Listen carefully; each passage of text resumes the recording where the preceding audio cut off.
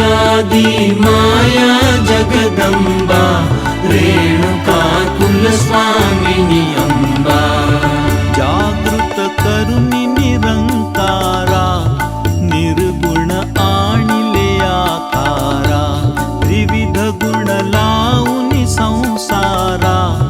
रचिला जगदंबर सारा भूजल तेज गगनवारा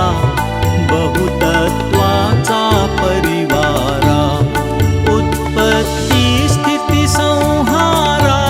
लाविले इने विविध हरिहरा करुणी परिमाण केले निर्माण जगाचे प्राण सकळ ही सृष्टी मुळारंभा रेणुका कुलस्वामिनी